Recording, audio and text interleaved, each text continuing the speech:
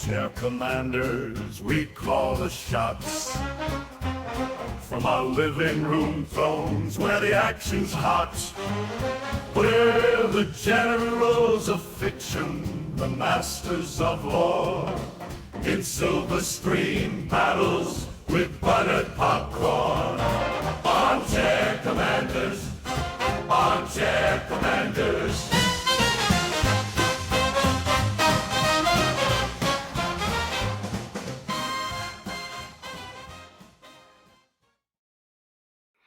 All right, welcome to the Armchair Commanders podcast. My name is John. And I'm Jack. And this week, we started off with our brand new intro for the show. Gotta That's say, exciting. This was one snappy fucking tune, don't you think? Mm-hmm. Real toe tapper. Makes me want to go out and buy war bonds. It does. It does. I already bought 7 of them. Hell yeah. Won't tell you for what side or for what war. We're going to defeat those damn Madagascans eventually. What, they think they can just rule the world because they got the cool fucking lemur things? I don't think so. Yeah, they've got another thing coming. So anyways, this week we are doing the film Porco Rosso. This was your choice, Jack. And what'd you think? I love this movie. I'd never watched it before. And I picked it because A, well, it's a war movie. And B, I realized I hadn't watched it before, and it's a Studio Ghibli movie. And I've seen not all of them, but a good chunk of them. Are you a big Studio Ghibli fan? I dabble. What's your favorite Studio Ghibli? You see, Spirited Away is the obvious answer. I need to think on this. I really like Nausicaa. You want to hear something that's going to make you mad? Yes, infuriating. This is my first Studio Ghibli film. Bruh. I don't have anything against it, but like anytime I've seen like a movie poster by them, it's just never really like caught my attention, so I've never taken the time to watch their stuff. Man, yeah, we need to watch more Studio Ghibli films than this sometime. I don't know, do they have more war films? Yes. Oh. Yes, okay. Actually. Hayao Miyazaki is very anti-war, and he depicts war in a negative light in his movies. I couldn't tell. Well, yeah, one of the practitioners of war and violence in this film's a literal pig. I'd rather be a pig than a fascist. I will say I found the setting of this film really interesting. Like alternate 1920s, 1930s, like there's so much crossover, like just like style and like music and just, vernacular and whatnot. But there's still like the anime twist on it, which was interesting. I don't know. It was easy for me to slip into this like alternate universe because enough of it is a crossover from what we already had. So like in this movie, World War One happened, and all that stuff, but like, and we're focused around like Italy as it turns into a fascist state or has become a fascist state. So like all of that stuff crosses over from what we really had in real life. But then we have these like weird out there kind of airplanes that are very anime inspired. Our main character is a guy who got cursed and turned into a pig, which it's never thoroughly explained. We just go with it.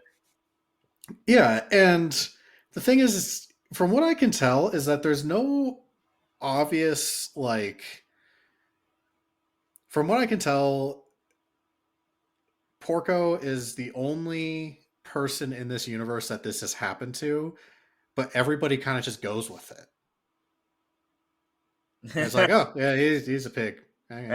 Like like if that was real life like today, if some if some dude like took off in like a raptor or something and shot down Chinese spy balloon and then came back and was suddenly like a bulldog or something, people would lose their goddamn mind.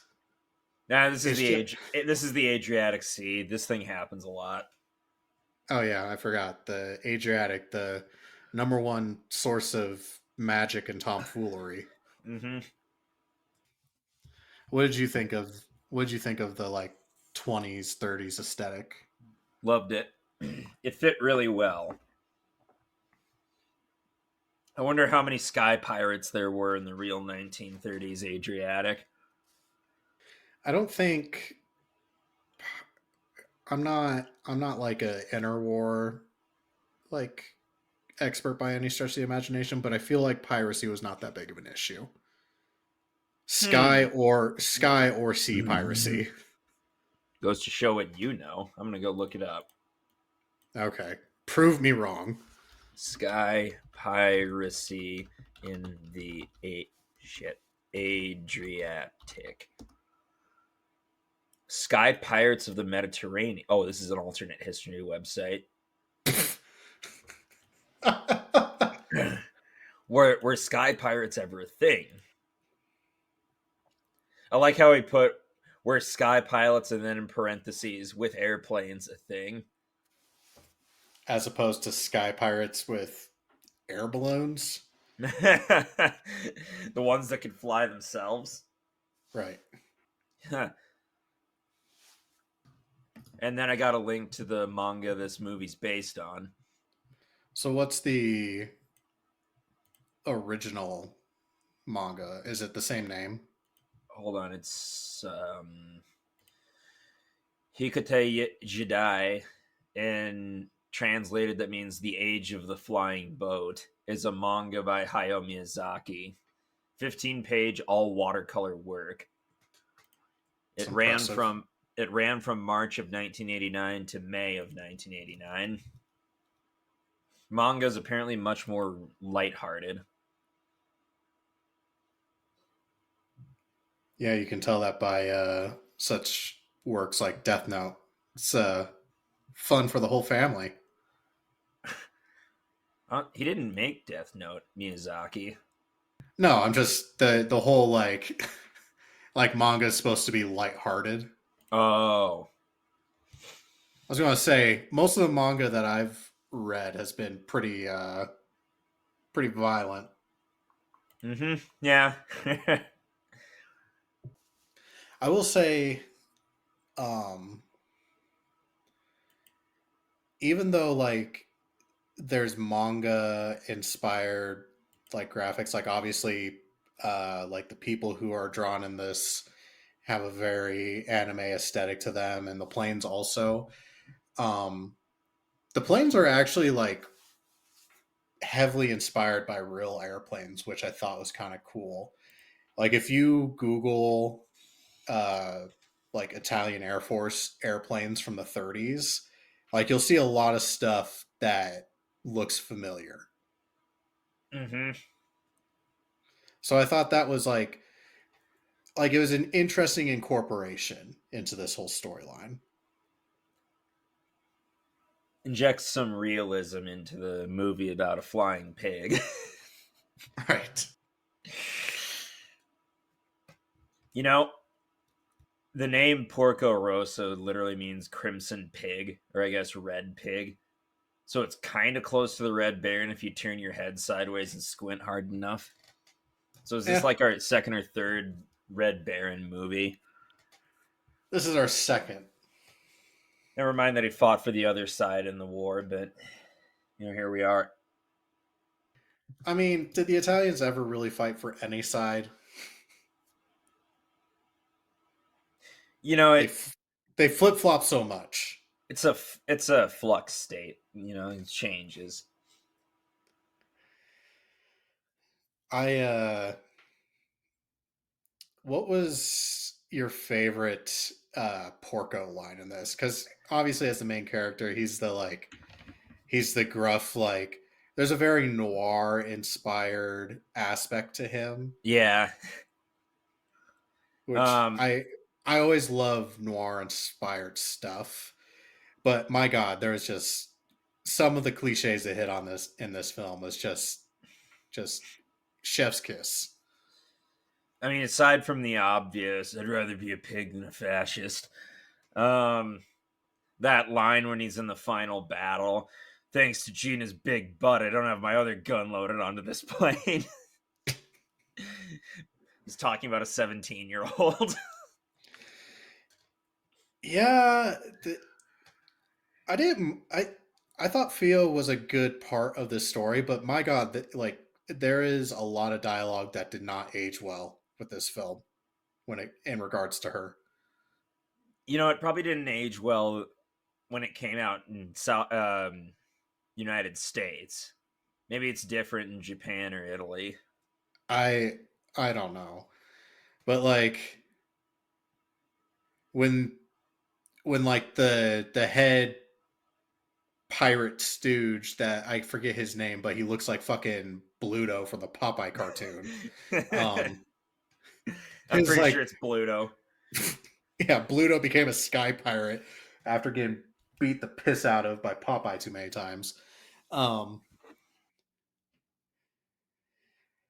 he's just like, Theo, marry, like everybody's obsessed with her. They're like, marry me, and it's like she's still like a teenage girl. Like it's like that line from the original um, All Quiet on the Western Front, where like the main character's like, if only she was 16. It's like, Jesus Christ, like this is like, really, Studio Ghibli, we couldn't just make this female character 18 years old. Nope. Had to be 17. What would be a Japanese cartoon without something slightly problematic in it, right? It's tradition. I I appreciated Theo as a character though, because like she embodies that that like the girl power thing, but in a very like in a way that you can get behind. Um it's not just like I can do anything like just as good as you. It's like no, she literally is just so focused on her craft, and she just happens to be a female that like it's a different way of looking at it. Are you saying this movie's too woke for you?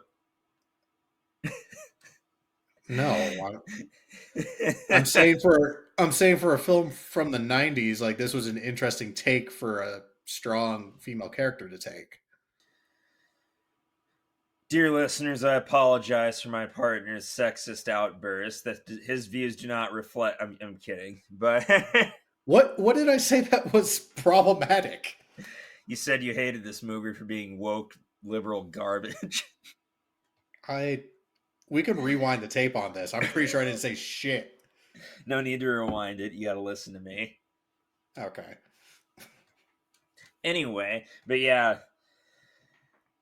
I was kind of hoping to see more of her because, you know, she was co-pilot for him once, and then she just is the reward for the prize that she set herself up as. Yeah. Also, selling yourself or slave, like human trafficking, problematic, guys.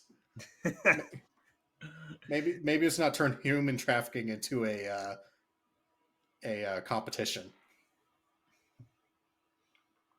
Yeah, he asked for something reasonable, like, you know, money, and for him to cover his expenses. The other guy just straight up asked for the hand of a 17-year-old that he just met in marriage.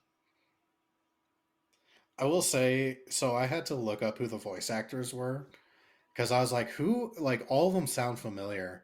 So the American is voiced by Carrie Elways. The Princess Bride, yeah, the Dread Yeah. Pirate Roberts. Also was in Glory and Robin Hood Men in Tights.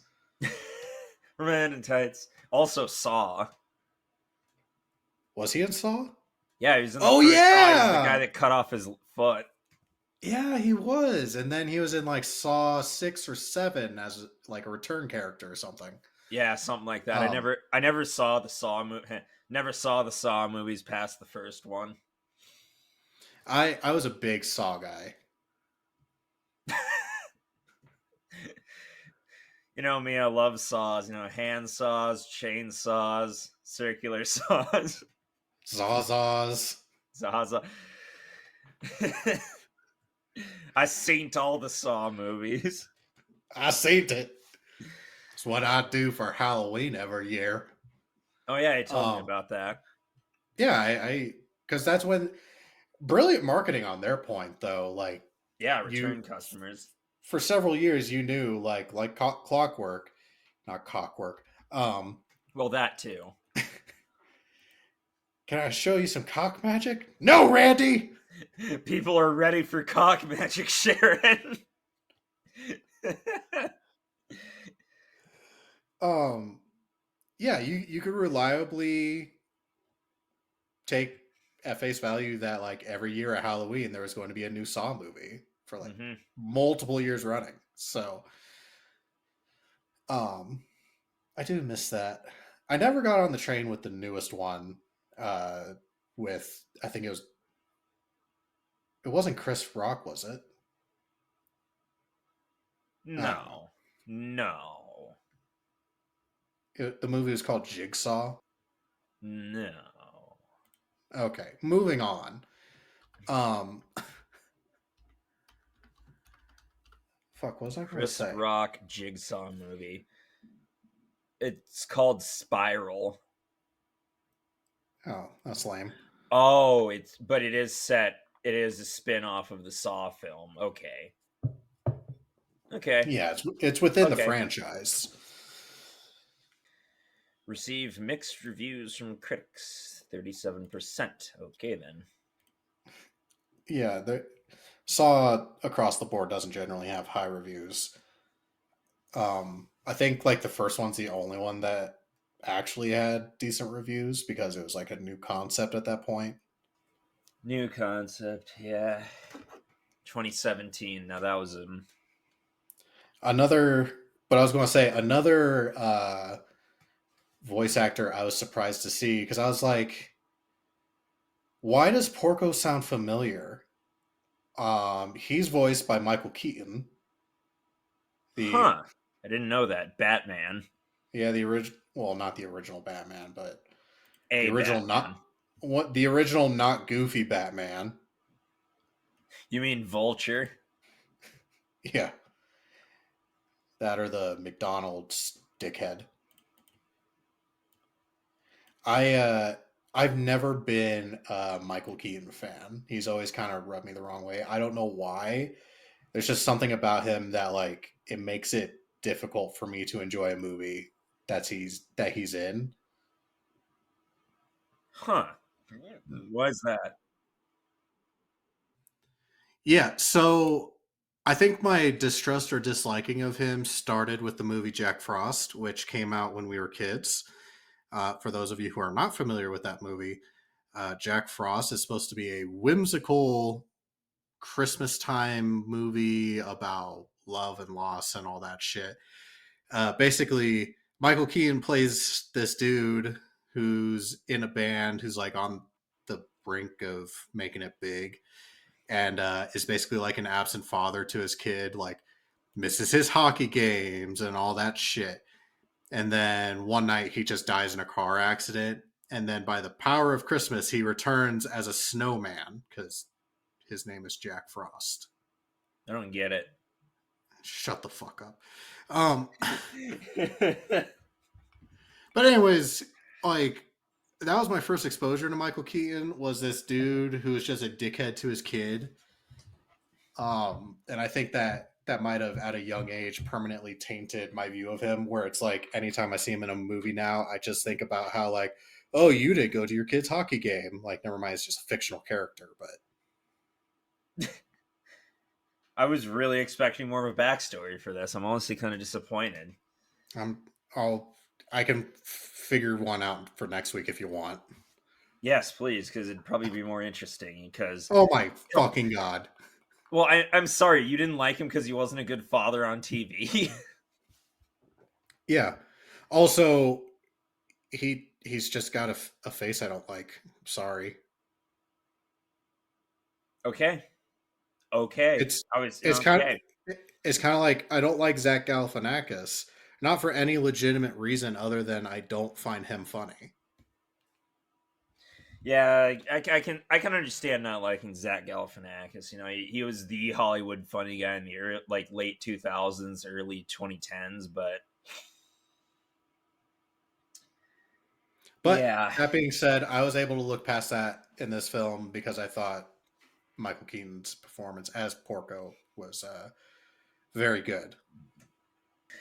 yep. The one that it really stuck with me is when he was on the phone with Gina and she's like, "Don't be so pig-headed, they'll find you. Gotta fly." That was like a Top Gun level line. Gotta fly. Oh my god! I bet families of pilots are sick of hearing that. That or they're just like edging the entire film, and that was the moment. Just ugh!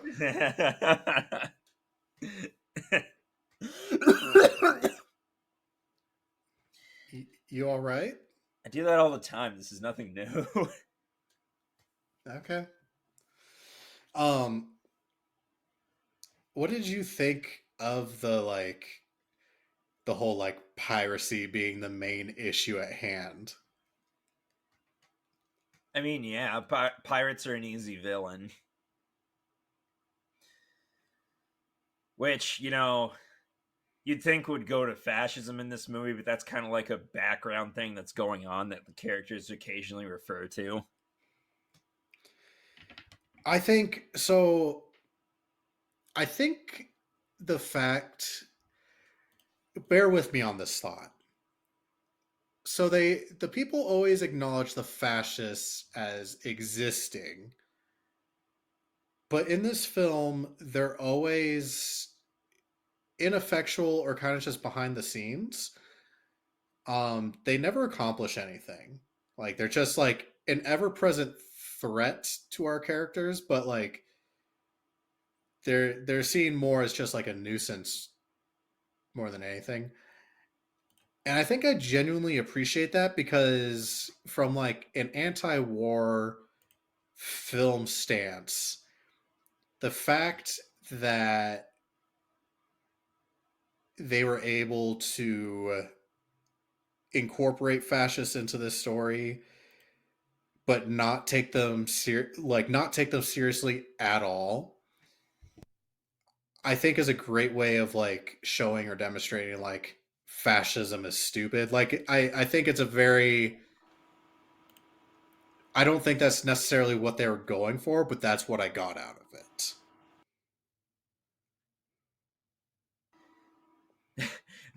Oh, those fascists are such a nuisance. Yeah, they're an ever present threat, but they never actually accomplish anything in this movie. I mean, they do kind of cockblock Porco at that one point where he gets back to that island. He's like, "Oh, you got any work for me?" Like, "Oh, sorry, the government put you out of work." A story we can all relate to, I'm sure. Yeah, said the government employee. We're both government employees for our dear listeners. Yeah, that's One all right. state, one state, one federal, if I'm not mistaken. Oh, He's a CIA agent. I don't work for the feds. It'd be way cooler if I was a CIA. He's watching me. I mean, yeah, you're on my screen. Who told you? God. This whole podcast is a psyop to brainwash me. I was really expecting there to be like a Gestapo guy in a trench coat type aspect of this film for as Oh, you're much as they talking about talk the about. film. yeah, as much as they talk about fascists in the film, but I was disappointed because the only person who wears a trench coat is Porco. And that there is like that brief scene where he's going to the phone on the Italian mainland, and that truck full of dudes who drive by and they're like, "Woo, fascism!" Like they're on spring break. Yeah. In case we needed more set dressing as to what time this takes place and where. I'm honestly just kind of surprised, like, why are airplanes more prevalent than cars in this universe? War surplus. I guess. That's my guess. I don't know. Maybe they're a lot more common in the Adriatic Sea. I don't think I've ever been there. I feel like you would remember if you've been to the Adriatic Sea. Yeah, no, I've definitely not been there. There we go. There it is. Um, You caught me. I I found the whole bar owner aspect of this film also very interesting. Like, not from the like, oh, everybody's vying for the attention of this one girl, because that's a common trope that we see in films. But it was interesting because like her her bar was literally like a DMZ.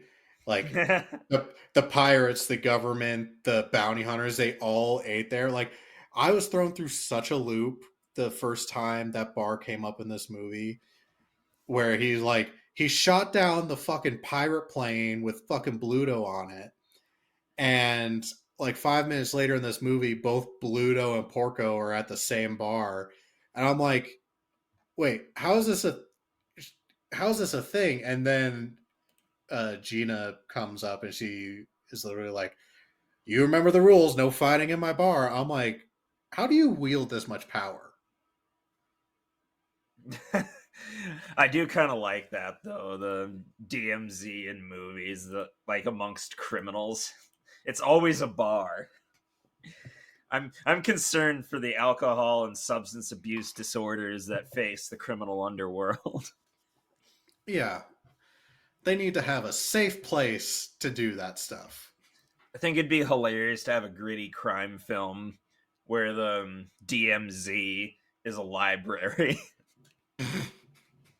and John Wick Everybody's getting shushed all the time. in John Wick it's a massive ass hotel. The Hotel Continental. Hey, are those movies war movies? John Wick. Yeah, it should be. Uh, may maybe I don't know. They kind of push the edge. Honestly, I do see this as an anti-war film, but for a solid minute when I was watching this movie, I was concocting an argument for it not being a war movie, and I was going to be pissed off at you. But uh, I stuck with it, and I came around. what, you didn't believe me? Why would I lie to you? No, it's not that I didn't believe you. It's just like the first 5-10 minutes, it seemed more of a, I don't know. It seemed more just like rogue bounty hunter type deal than it was a war movie. But then like we get like character backstories, and like we get the interwar period fascism interwar period thing established. So like it reeled me back in. But for the first 5 or 10 minutes, I was about to text you and be like, "What the fuck am I watching?" Next week we got Teletubbies the movie. Teletubbies take Hamburger Hill. Not Poe. They got Sergeant Poe. Tell the laughing baby good morning. So, what was your favorite aspect of this film? The art. Like, this is a hand drawn 90s movie. You just don't get a lot of that. The creator Miyazaki recently came out with The Boy and the Heron, which looks to be in the same style, so I'm glad they kept that. But That even still, was Boy and the Heron. That was nominated for an Oscar, wasn't it? yes. I can't remember. It might have actually won. Yeah, I was I trying to just remember if it did. I know for a fact it was nominated. because I remember um I just remember hearing the Oscar announcement about like yeah, it did win Best Animated Feature because I was thinking that Spider-Man was going to get it. That was a good movie, but man, I still have to see Boy and the Heron. Feel like I have to, being a fan of animation. I mean, you don't have to do nothing. Dude, What was nothing. right? What was your least favorite part of this film? Yeah, like we talked about earlier, the talking about a 17-year-old. But then again, a lot of the people that, well, one of the people that put her up for auction is a literal pirate, so Yeah, that does track. I don't know why Carrie always has to be so creepy though. he's normally quite affable. He is. I don't think Carrie always listens to us, but if you do, I don't think you're creepy. I'm actually a big fan of your work. Yeah, Just man. just saying, this film didn't age that well. Definitely, well, I would say it's a product of its time, but it came out in the 90s. I did appreciate the hostages though, because they're like, Just did not listen to a single word they said.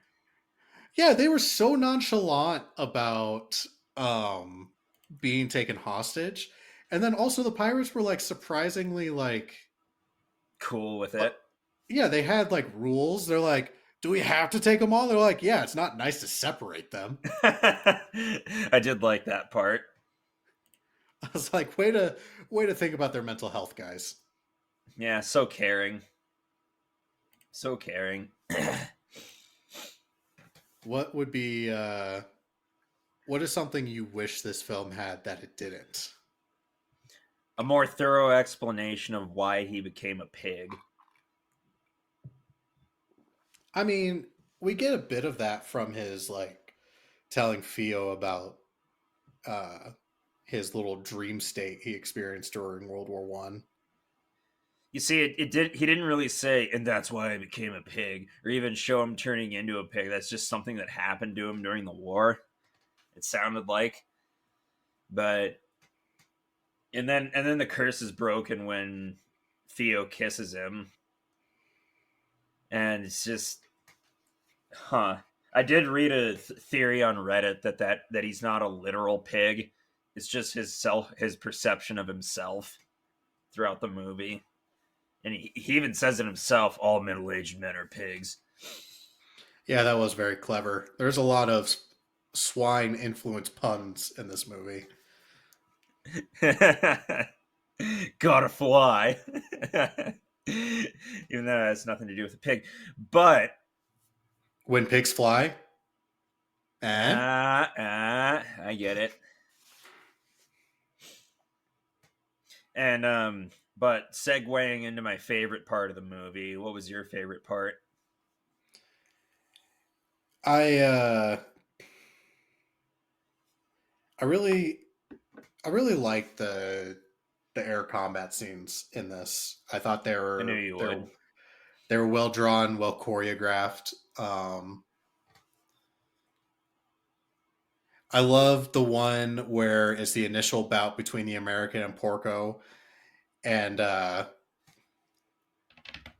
he's like, "I hit you," and Porco's like, "You didn't hit shit. My plane's broken." Guns jammed. It's not jammed, you idiot. You're out of bullets. But then he like crashes, and he's like, "I gotta find a piece of this, or else nobody's going to believe me." Which is like an interesting nod to like the actual way, uh, like like aerial combat was during like World War One, where like if you shot somebody, like this was before gun cameras because that would come out World War Two.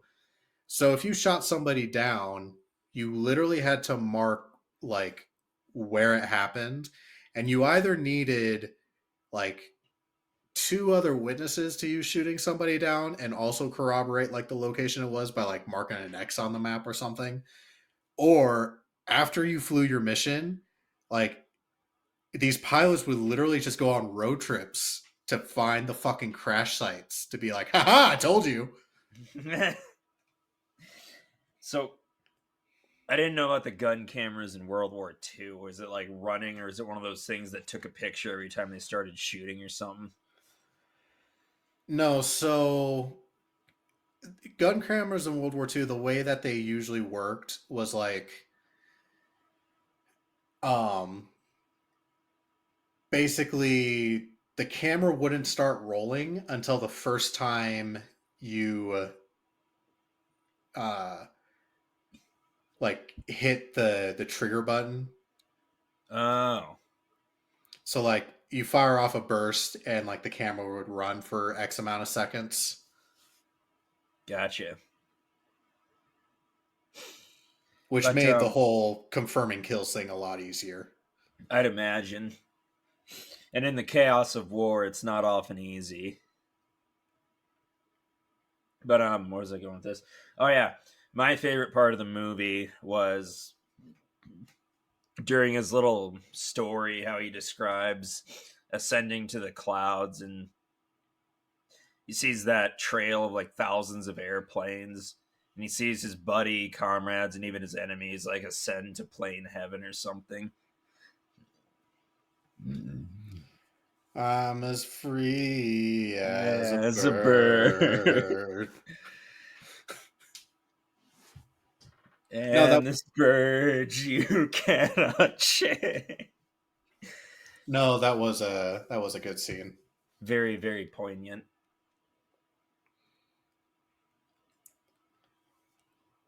I also liked the one of my other favorite scenes is going back to like when we first meet Theo, and she's like, "You're not going to hire me because I'm a girl or because I'm too young." And he's like, "Both." Um, but I like the whole process where they're building his new airplane. Yeah, that was a really good scene too. Like, do you have any men in your family? And they all make spaghetti because Italians. I wish I could remember the Chef Boyardee song right now, but You sure it's not Chef Boyardee? Chef Boyardee, there we go, Chef Boyardee. Um, so what are you drinking tonight?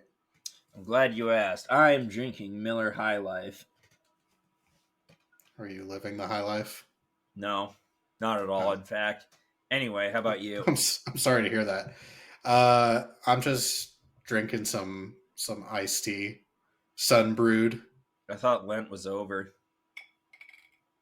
Next week Ah, I see. ends with Easter. But DP, you're not Catholic. That is correct. Doesn't even try correcting me this time. He just knows too much. Yeah. He just knows damn well I'm a lost cause.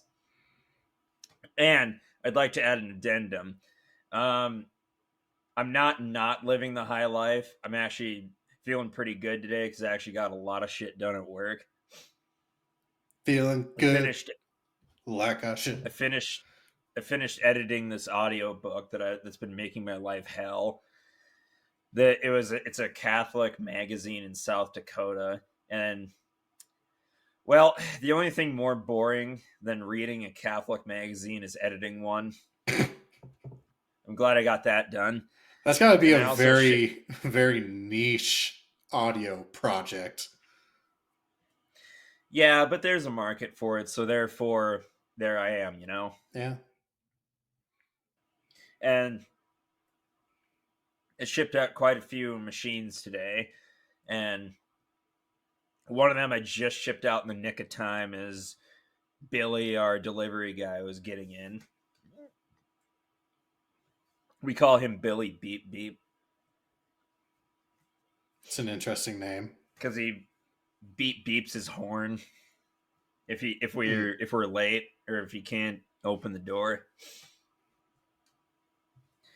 Pretty good guy. So yeah, I'm feeling good today. I got stuff done. I feel accomplished. That's good. Ergo, I'm drinking a High Life. That and it's the beer next to my table or my little computer chair. I am very excited for next weekend. I'm that's probably not going to be a good episode because I'm going to get turned for it. Well, if you're getting turned, then I will. Okay. I refuse to be the only sober one on this podcast. Oh, we won't be. We have a guest. We have a guest returning next week. So Recording a podcast is a lot like driving. It's only fun if you're drunk. we do not condone. We do not Drinking and condone drive. drinking and driving, but we practice it. Oh my fucking god! I'm kidding. Yeah. So next week, we have Blake from the World War II Airborne Demonstration Team returning. Oh hell yeah, I love Blake. And he's going to be kicking off our newest bonus reel series, where we will be doing a episode by episode review of Band of Brothers, and he will be doing episode 1 with us. A good place to start. And I recently rewatched that series. I figured episode 1 would be a good place to start. We could also pull the wool over the eyes of the other Band of Brothers podcast by reviewing it in reverse order. It becomes a tragic tale of how the Nazis pushed out the Allies and gained power. That's okay. We have a Band of Brothers podcast joining us for episode 2, so... We have what podcast? You kind of cut out there. A Band of Brothers podcast. It's the We're Not Lost Private podcast. Oh, we're not lost, Private. We're on Normandy. So they'll be joining us for episode 2. I see. Don't everybody get too excited all at once. We're going to be spacing these episodes out to loosely coincide with anniversary events, so there'll be time between them. We're not doing all 9 episodes at once. Oh man, can you imagine the length of that episode? I know it'd be a pain, but I think it's about time we rate this film. Yes. All right. What metric do you think we should use? Fuck.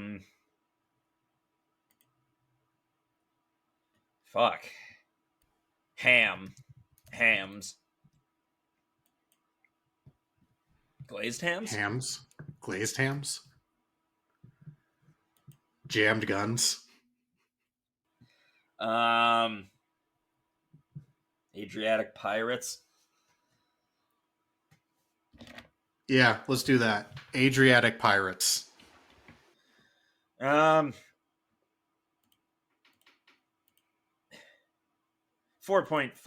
out of 5. Hell, maybe 4.75 out of 5. This is a good movie. I liked it.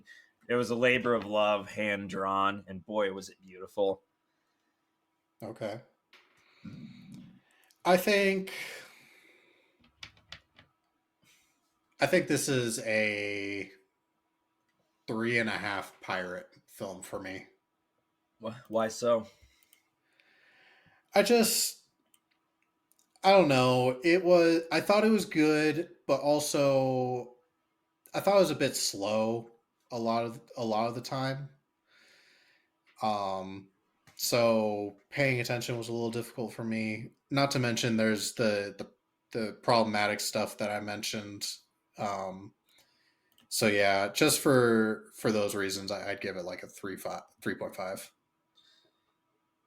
Okay. Now let's see what Rotten Tomatoes says.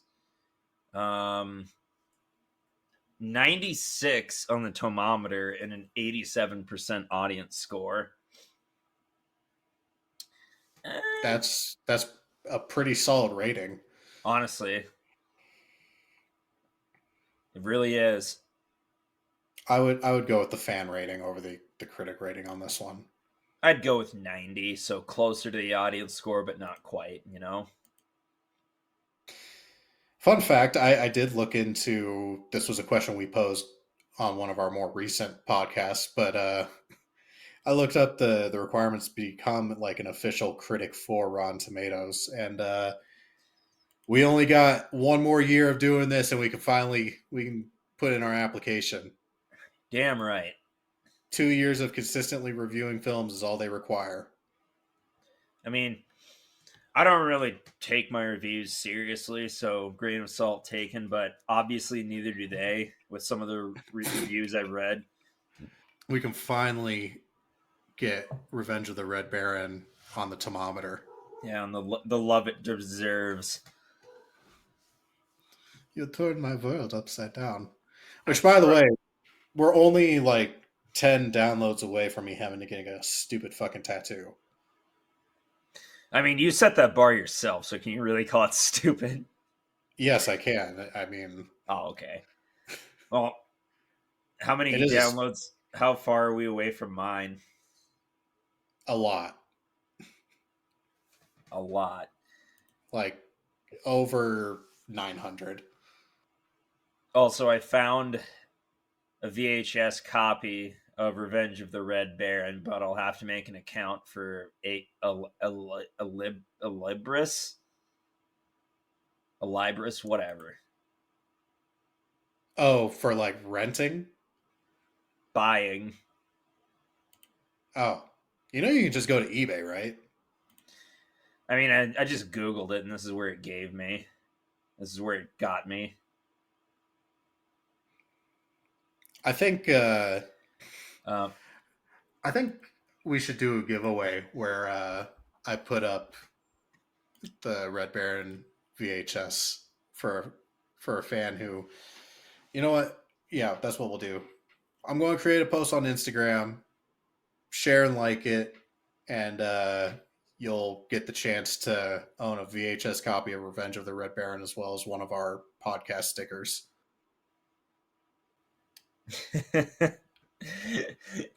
I love the tagline for Revenge of the Red Baron. The last war will be waged not for the honor of nations, but for the love of family. Why does that sound like an actual quote? That is a great. That sounds like some smart person quote, but also he wasn't doing. Tobey Maguire wasn't doing that for family. I mean, he kind of was. I mean, as soon as Dad was out of the picture, we were cool with that. But yeah, the dad's an asshole. Was now if an asshole. It was. Now if it was Porco, it's either Money or Gina. That's the only reason he does shit. Or women. He said it himself. He's a womanizer. Yeah. So I think it's about that time we choose next week's film. So, as I said, Band of Brothers, that's going to be a bonus reel series. So that means double the fun on episodes for next week. Yay. Let me pull up the handy dandy list. Where the fuck is my movie list? There we go. Let's do Taps. Taps. Yep. Like the song? Yes, like the song. It's from 1981, and it is Tom Cruise's debut in a feature film. Yay. I think you'll enjoy the film, hopefully. Wow, I didn't know Tom Cruise's full name was Thomas Cruise Mapother. It's got a lot of big names in it. It has Tom Cruise, Sean Penn, George C. Scott, Gus from Breaking Bad. Well, I'll be. Well, if I'll be a pig in a blanket. Well, all right. Movie looks interesting. Military school uh, barricades itself against the government. Cool. I take it you've seen it before. Oh yeah, I've watched it quite a few times. It's probably one of my top 10 war films. We'll see if it's one I of mine. I would definitely. I don't know if it was meant to be, but it definitely can be taken as an anti-war film, and I think if you look at it from the lens of an anti-war film, it's pretty enjoyable. So,